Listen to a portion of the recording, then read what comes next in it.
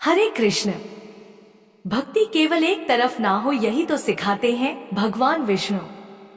जब भक्त राजा बलि ने अपना सब कुछ समर्पित कर दिया, तब प्रभु ने वामन रूप में उसे केवल परखा ही नहीं, बल्कि उसकी भक्ति के सामने झुककर वचन भी दिया।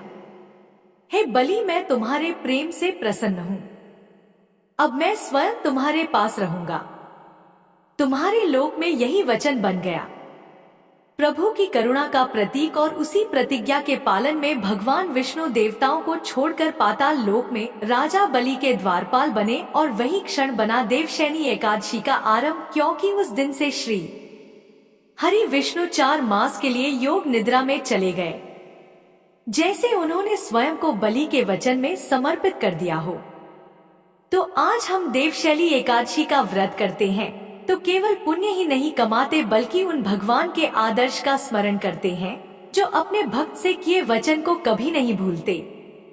तो आइए आज देवशैनी एकादशी की कथा को केवल एक व्रत की तरह नहीं, बल्कि एक प्रेम और समर्पण की अनुपम गाथा की तरह सुनते हैं, जहां प्रभु ने दिखाया कि वह केवल पूजे नहीं जाते, बल्कि भक्त के चरणों में झुक भी जाते हैं। और अब गगन में शांति है।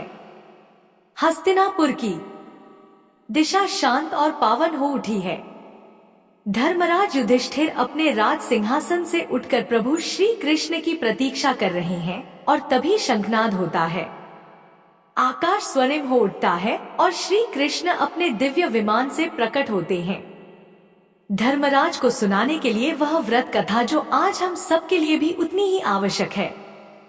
धर्मराज युधिष्ठिर भगवान श्री कृष्ण से कहते हैं, हे मधुसूदन, आषाढ़ मास के शुक्ल पक्ष में आने वाली एकादशी का नाम क्या है और इस एकादशी का पालन करने की व्रत विधि क्या है? महाराज युधिष्ठिर की जिज्ञासा सुनकर भगवान मधुसूदन कहने लगे, हे पृथ्वी लोक के संरक्षक, ध्यानपूर्वक सुनो। मैं अब आपको वह कथा सुनाने जा रहा हूँ जो कि एक समय सृष्टि के रचयिता ब्रह्मा जी ने देवर्षि नारद को सुनाई थी। अब देखिए, जैसा कि आप तो जानते ही हैं कि परम वैष्णव नारद मुनि सदैव ही लोक कल्याण के लिए भिन्न भिन्न ब्रह्मांडों में विचरण किया करते हैं और करुणामयी देवर्षि नारद सदैव सामान्य बद्ध जीवों के उद्धार हेतु प्रयासरत रहते हैं। ऐसे ही लोक कल्याण की जिज्ञासा लेकर एक दिन देवर्षि नारद पहुंच गए श्री ब्रह्मा जी के पास और वहां जाकर श्री ब्रह्मा जी को प्रणाम करके उन्होंने पूछा, है ब्रह्मा जी, आषाढ़ मास के शुक्ल पक्ष में कौन सी एकादशी आती है और वह किस प्रकार जीवों का उद्धार कर सकती है? देवर्षि नारद का यह प्रश्न सुनकर ब्रह्मा जी ने कहा, है मेरे प्रिय पुत्र, भगवान श्री विष्णु की प्रिय एकादशी व्रत से बढ़कर और भला क्या हो सकता है? जो भी व्यक्ति एकादशी का अनादर करता है वह घोर नरक में जाता है। आषाढ़ मास के शुक्ल पक्ष में पड़ने वाली एकादशी को हरिशनी एकादशी या पद्मनाभा एकादशी के नाम से जाना जाता है। इसके विषय में है नारद, अब मैं एक पौराणिक कथा सुनाता हूँ, ध्यान पूर्वक सुनो। सतयुग में मांधाता नामक एक चक्रवर्ती सम्राट राज्य करते थे। उनके राज्य में प्रजा बहुत सुखी थी, किंतु भविष्य में क्या हो जाए यह कोई नहीं जानता। अतः वे सम्राट भी इस बात से अनभिज्ञ थे कि उनके राज्य में शीघ्र ही भयंकर अकाल पड़ने वाला है। उनके राज्य में पूरे 3 वर्ष तक वर्षा न होने के कारण भयंकर अकाल पड़ गया और इस अकाल से चारों ओर त्राही मच गई। धर्म पक्ष के यज्ञ, हवन, पिंडदान, व्रत कथा आदि में कमी हो गई। जब मुसीबत पड़ी हो तो धार्मिक कार्यों में प्राणी की भला रुचि कहाँ रह जाती है। भीषण अकाल से त्रस्त प्रजा ने अब राजा के पास जाकर रक्षा की गुहार लगाई। राजा तो इस स्थिति को लेकर पहले से ही दुखी थे। वे सोचने लगे कि आखिर मैंने ऐसा कौन सा पाप कर्म किया है जिसका दंड मुझे इस रूप में मिल रहा है। फिर इस कष्ट से मुक्ति पाने का कोई साधन करने के उद्देश्य से राजा अपनी सेना को साथ लेकर जंगल की ओर चल पड़े। वहां भटकते भटकते एक दिन वे ब्रह्मा जी के पुत्र अंगिरा ऋषि के आश्रम में जा पहुंचे। पहुंचकर उन्होंने साष्टांग प्रणाम किया। ऋषिवर ने आशीर्वाद देने के बाद कुशल मंगल पूछी। फिर जंगल में विचरने और अपने आश्रम में आने का कारण जानना चाहा। तब राजा ने हाथ जोड़कर कहा, हे महात्मन, मैं सभी प्रकार से धर्म का पालन करता हुआ भी अपने राज्य में अकाल का दृश्य देख रहा हूँ। आखिर किस कारण से ऐसा हो रहा है? कृपया इस समस्या का कोई समाधान बताइए। राजा की यह समस्या सुनकर महर्षि अंगिरा ने कहा, है राजन, सब युगों से उत्तम यह सतयुग है। इसमें छोटे से छोटे पाप का भी बड़ा भयंकर दंड मिलता है। इसमें धर्म अपने चारों चरणों में व्याप्त रहता है। ब्राह्मण के अलावा किसी अन्य जाति को तप करने का अधिकार नहीं है। जबकि हे राजन, आपके राज्य में एक शूद्र तपस्या कर रहा है। यही कारण है कि आपके राज्य में वर्षा नहीं हो रही। जब तक वह काल को प्राप्त नहीं होगा तब तक यह दुर्भिक्ष शांत नहीं होगा। राजन, दुर्भिक्ष की शांति उसे मारने से ही संभव है। किंतु राजा का हृदय एक नर अपराध शूद्र तपस्वी का वध करने के लिए तैयार नहीं हुआ। इसलिए उन्होंने कहा, है देव, मैं उस नर अपराध को मार दूं। बात मेरा मन स्वीकार नहीं कर रहा। कृपा करके आप कोई और उपाय बताइए। तब महर्षि अंगिरा ने कहा, राजन, फिर आषाढ़ मास के शुक्ल पक्ष की एकादशी का आप विधि विधान से पालन करो। इस व्रत के प्रभाव से आपके राज्य में अवश्य ही वर्षा होगी। अपनी समस्या का समाधान जानकर महाराज मानधाता ने मुनिव को प्रणाम किया और उसके बाद वे अपनी सेना सहित अपनी राजधानी वापस लौट आए। फिर चारों वर्णों सहित पद्मनाभा एकादशी का विधि पूर्वक व्रत किया। इस व्रत के पुण्य प्रभाव से राजा के राज्य में मूसलाधार वर्षा हुई और पूरा राज्य धन धान्य से परिपूर्ण हो गया। भगवान श्री कृष्ण महाराज युधिष्ठिर से कहते हैं, हे राजन, यह महान पुण्यदायी स्वर्ग और मोक्ष प्रदान करने वाली सभी पापों को हरने वाली तथा उत्तम एकादशी व्रत है। आषाढ़ शुक्ल पक्ष में शयनी एकादशी के दिन जिन्होंने कमल पुष्प से कमल लोचन भगवान श्री हरि का पूजन तथा एकादशी का उत्तम व्रत किया है, उन्होंने तीनों लोकों और तीनों सनातन देवताओं का पूजन कर लिया। हरिशनी एकादशी के दिन मेरा एक स्वरूप राजा बलि के यहाँ रहता है और दूसरा क्षीर सागर में शेषनाग की शया पर तब तक शयन करता है जब तक आगामी कार्तिक की एकादशी नहीं आ जाती। अतः आषाढ़ शुक्ला एकादशी से लेकर कार्तिक शुक्ला एकादशी तक मनुष्य को भलीभांति धर्म का आचरण करना चाहिए। जो मनुष्य इस व्रत का अनुष्ठान करता है वह परम गति को प्राप्त होता है। इस कारण यत्न पूर्वक इस एकादशी का व्रत रखना चाहिए। एकादशी की रात में जागरण करके शंख, चक्र और गदा धारण करने वाले भगवान श्री विष्णु की भक्ति पूर्वक पूजा करनी चाहिए। ऐसा करने वाले पुरुष के पुण्य की गणना करने में चतुर्मुख ब्रह्मा जी भी असमर्थ हैं।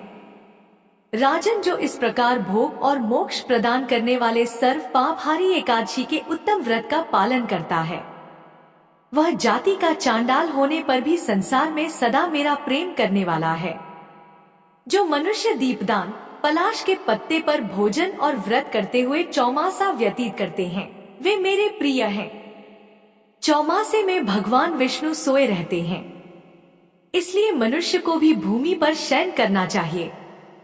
सावन में साग, भातों में दही, कारवार में दूध और कार्तिक में दाल का त्याग कर देना चाहिए। या फिर जो चौमासे में ब्रह्मचर्य का पालन करता है वह परम गति को प्राप्त होता है। राजन, एकादशी के व्रत से ही मनुष्य सब पापों से मुक्त हो सकता है।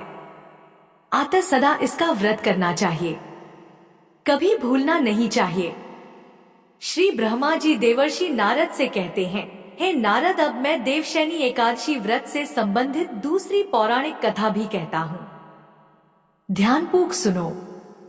पौराणिक कथा के अनुसार एक बार राजा बलि ने तीनों लोकों पर अधिकार कर लिया था, जिससे देवी देवता गण परेशान हो गए। भयभीत होकर देवराज इंद्र भगवान श्री विष्णु से सहायता मांगने उनके पास पहुँचे। तब श्री हरि ने देवताओं की रक्षा हेतु वामन अवतार धारण कर लिया और भिक्षुक के रूप में राजा बलि के पास दान मांगने पहुँचे। उन्होंने राजा बलि से 3 पग भूमि का दान मांगा, जिसमें वे पहले पग में समस्त दिशाओं सहित संपूर्ण पृथ्वी और आकाश को नाप लेते हैं। दूसरे पग में उन्होंने स्वर्ग को नाप लिया।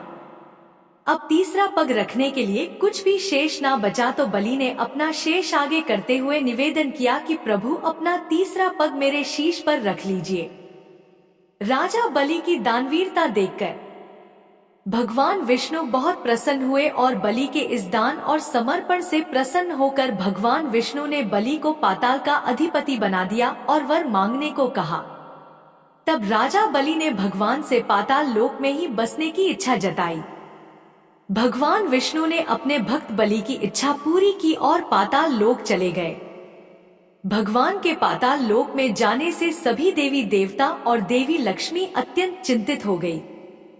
अपने पति को वापस लाने के लिए मां लक्ष्मी जी एक गरीब स्त्री का रूप धारण कर राजा बलि के पास पहुंची।